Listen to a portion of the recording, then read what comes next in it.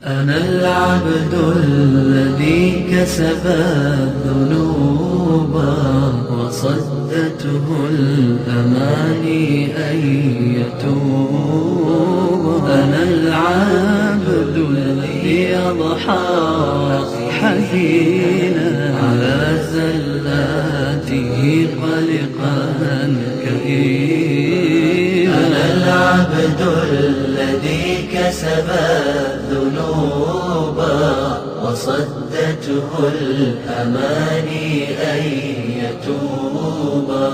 أنا العبد الذي أضحى.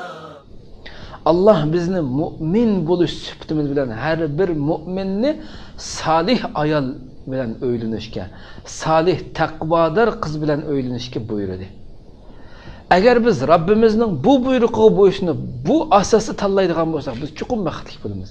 Agar bir inson dal aksicha uningki salih bo'lishidan bekirak, ayolning salih taqvodor bo'lishidan bekirak, uning pul meli yoki go'zalligini tanlab qolsa, albatta go'zalligi ham matlub, ammo lekin hargiz taqvoligi, salihligining ustiga qo'yilmaydi bu narsa.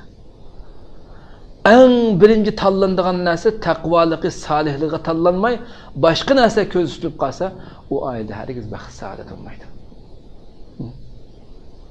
Ya o'zi baxtli bo'lmaydi, ya uni baxtli qilolmaydi. Allohning buyrug'iga ergashgan kishi ham o'zi baxtli bo'ladi, ham qarshi tarafni ham baxt saodatga sho'ndiradi. Rabbimiz bandalarni qanday qildi? Xotirjamlik, tinchlik bu go'zal yo'lga boshlaydi dedi. Ha? Yahdihim subulas salam. Ya Rabbi.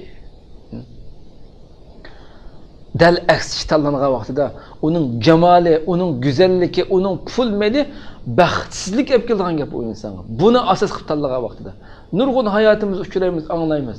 Shundaq ko'ngilning kayniga kirib qilingan, u yerdan Allohning taqvodorlik degan bu prinsipiga esilmay, balki go'zalganda u yerda shu buzuq, shu shahvoniy o'rinlarda tunishib, shu yerda to'y, bu qiyin birlashib to'y qilib qilganlarning ko'pinchisiga qaraydigan bo'lsak, hayoti jahannam bo'ladi. Chunki u boshdan boshlab o'zining hayotini Allohning diniga xilof holatda boshladi-ki. Allohning dinining ko'rsatmasiga loyiq ravishda boshlamadiki, qandoqmi baxtdan so'rash qilsin bu yerda. Ha? Nurg'ulg'an qissalarni har birimiz anglagan, ko'rgan bo'lishimiz mumkin. Demak, Rabbimizning yo'l yo'riqiga, payg'ambarimizning sunnatiga ergashgan dalam bu dinning ishida bo'lgan vaqtlarda biz haqiqiy baxt, saodat, haqiqiy xotirjamlik, haqiqiy tinchlik degan bu narsani tetiy olamiz, bilalaymiz qadrli qadrlar. كسب الذنوب وصدته الأماني أن يتوب. أنا العبد الذي